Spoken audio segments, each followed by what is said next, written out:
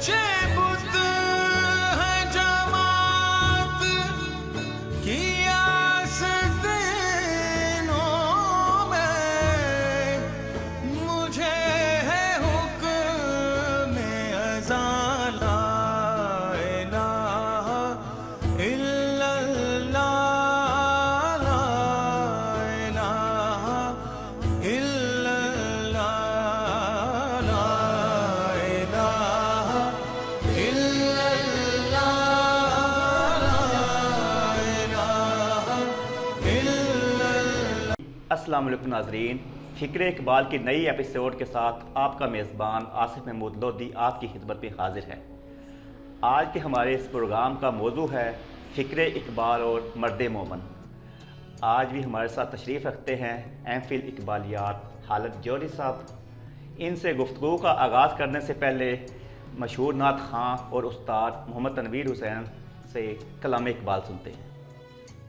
खुदी का सिर निहाला इलाहा इल्लल्लाहु, ला इलाहा इल्लल्लाहु, ला इलाहा इल्लल्लाहु, ला इलाहा इल्लल्लाहु। दी है तेग फसा ला इलाहा इल्लल्लाहु, ला इलाहा इल्लल्लाहु, ला इलाहा इल्लल्लाहु, ला इलाहा इल्लल्लाह। ये दौरे अपने बड़ाई की तलाश में है,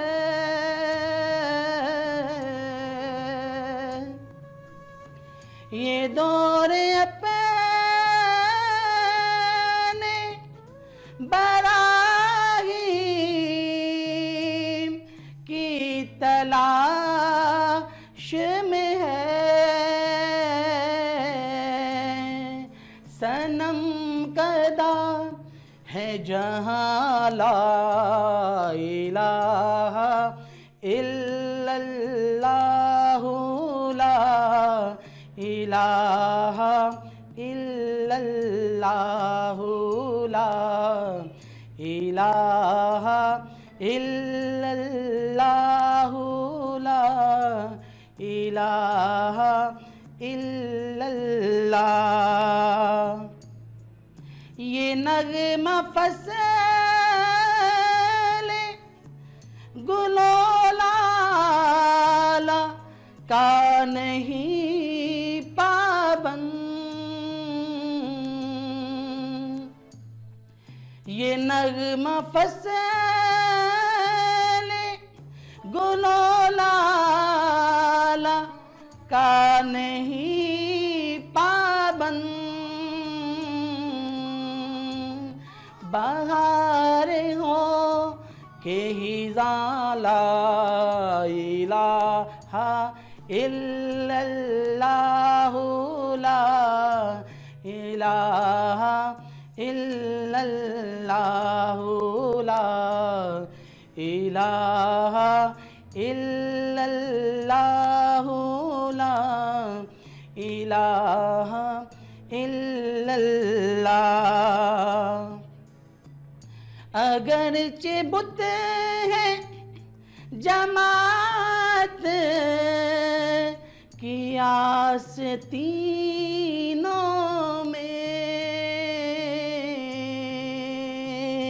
मुझे है हुक्म अज़ा ला इलाहा इल्लल्लाहु, ला इलाहा इल्लल्लाहु, ला इलाहा इल्लल्लाहु, ला इलाहा الا اللہ دی کا سر نہالا الہ الا اللہ لا الہ الا اللہ دی ہے تیغ فسانہ الہ الا اللہ لا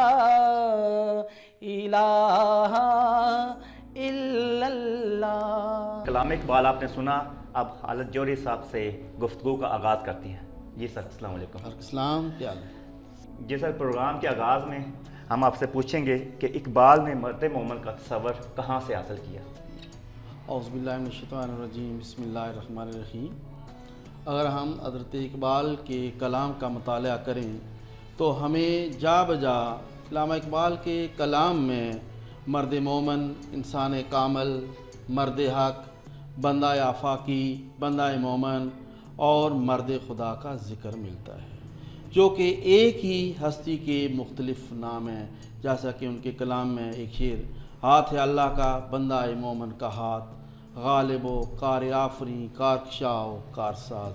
اس طرح ایک اور شعر میں، کوئی اندازہ کر سکتا ہے اس کے زور بازو کا، نگاہ مرد مومن سے بدل جاتی ہیں تقدیریں۔ اب سوال یہ پیدا ہوتا ہے کہ اقبال نے مرد مومن کا تصور کہاں سے لیا، کہاں سے اخذ کیا؟ تو اس بارے میں مختلف آراء پائی جاتی ہیں۔ کچھ لوگوں کا خیال ہے کہ اقبال نے یہ تصور نطشے کے تصور فوق البشر سے اخذ کیا ہے، جبکہ بہت سے ماہرین اقبالیات کا خیال ہے کہ اقبال نے یہ تصور محی الدین ابن عربی، ابن مسکویہ اور عبد الکریم الجیلی سے اخذ کیا۔ لیکن اگر ہم اس سلسلے میں جب اسلامی تعلیمات کا مطالعہ کرتے ہیں تو ہمیں پتہ چلتا ہے کہ اللہ تعالیٰ نے انسان کو بے حساب صلاحیتوں سے نوازا ہے اور اس کی بلندی کے امکانات کو لامحدود بنا دیا ہے۔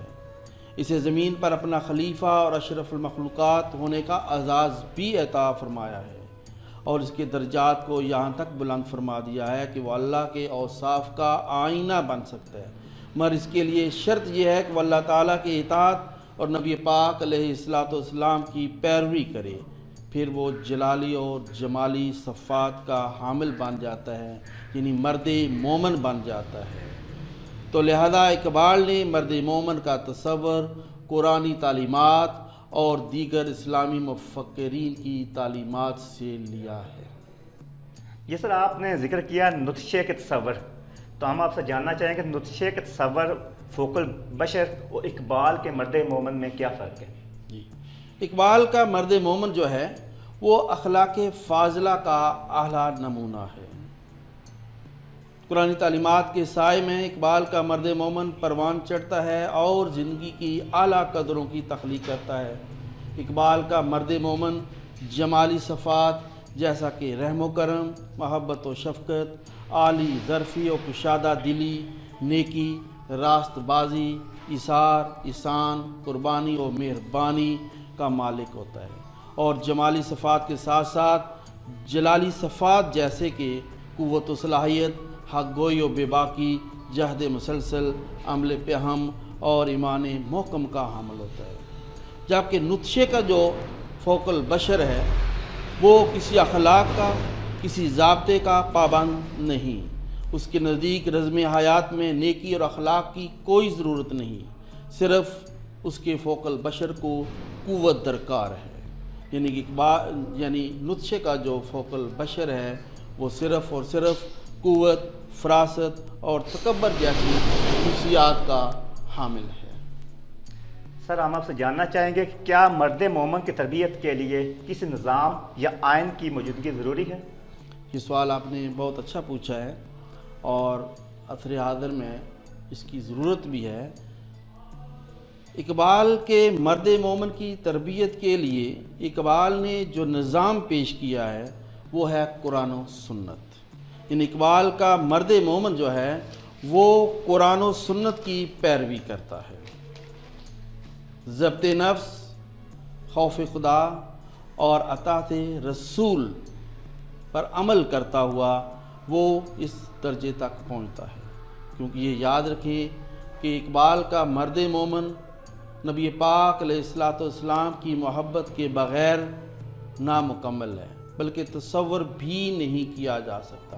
اقبال نے خود کہا کہ محمد سے وفا تو نے تو ہم تیرے ہیں، یہ جہاں چیز ہے کیا لوح و قلم تیرے ہیں۔ اقبال کے مرد مومن پر قرآن و سنت کی گہری چھاپ ہوتی ہے، اور جو جتنا اس پر پابند ہوگا وہ مرد مومن کے بلند سے بلند تر مدارج پر فائز ہوگا۔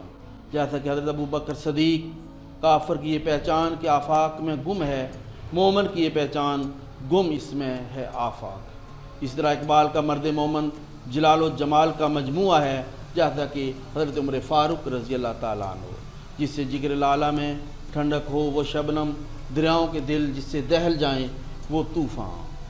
اسی طرح اقبال کا مرد مومن پیکر صبر و رضا، جیسا کہ حضرت عثمان غنی رضی اللہ تعالیٰ عنہ، اور لیدہ ہے مومن کی نئی آن نئی شان، گفتار میں کردار میں اللہ کی برہان۔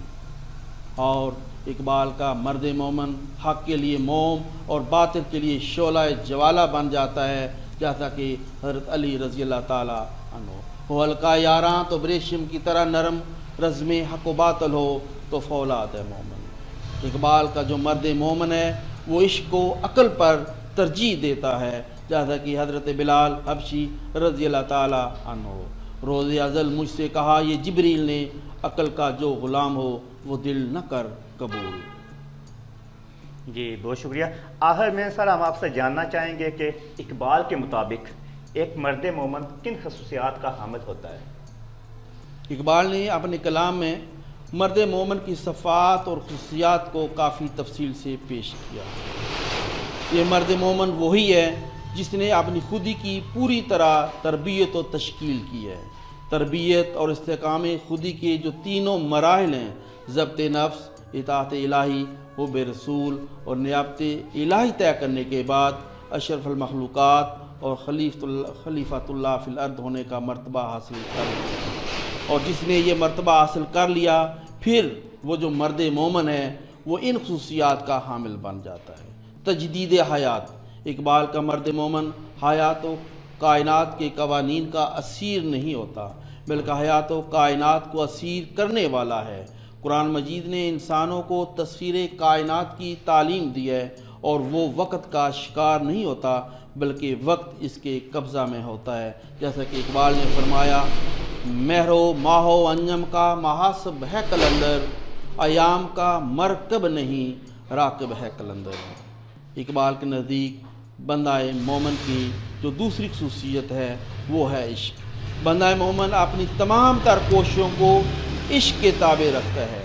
تسخیر کائنات کے لیے عشق ضروری ہے، لہذا اعلیٰ ترین نصب العین کے اصول کے لیے عشق ایک لازمی جزو ہے، اور یہی وہ جذبہ عشق ہے جو مسلمان کو کافر سے جدا کرتا ہے۔ اقبال اپنے کلام میں فرماتے ہیں اگر ہو عشق تو ہے کفر بھی مسلمانی، نہ ہو تو مرد مسلمان بھی کافر و زندیق۔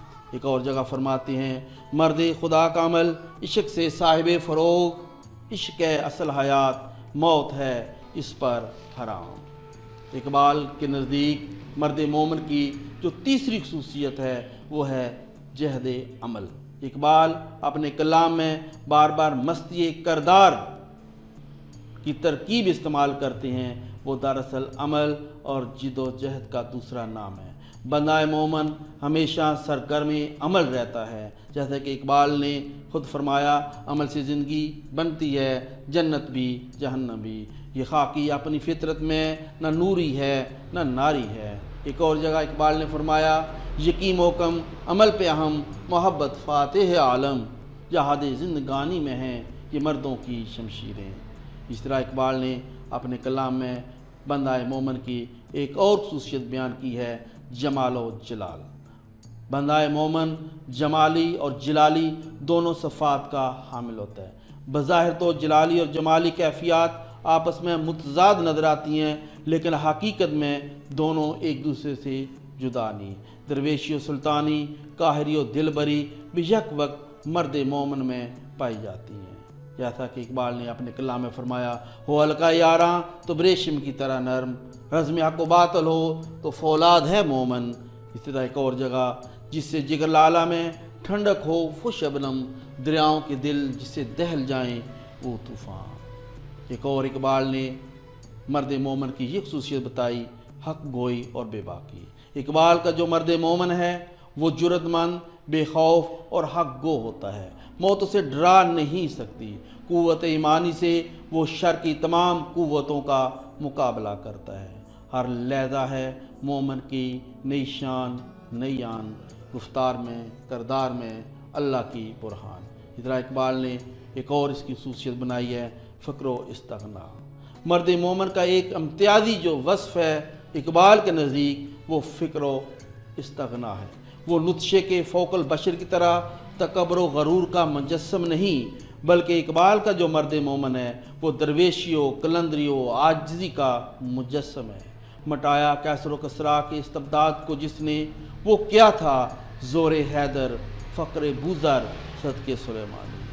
فقر جو ہے بندہ مومن کا وہ ارتقاء خودی سے حاصل ہوتا ہے، لیکن یہ یاد رکھیں فقر اور رہبانیت میں بہت بڑا فرق ہے۔ مرد مومن کا جو فقر ہے وہ کائنات کی تسخیر کرتا ہے، جبکہ رہبانیت جو ہے وہ جنگل میں پناہ ڈھونڈتی ہے۔ نکل کر خانقاہوں سے ادا کر رسم شبیری، کہ فقر خانقاہی ہے فقط اندھا ہو دلگیری۔ جی ناظرین، فکر اقبال اور مرد مومن پر خالد جوہری صاحب کی بہت خوبصورت گفتگو سنی۔ اس کے ساتھ ہی آج کا یہ پروگرام اختتام پذیر ہوتا ہے۔ اگلے پروگرام تک اجازت چاہتا ہوں۔ اللہ حافظ۔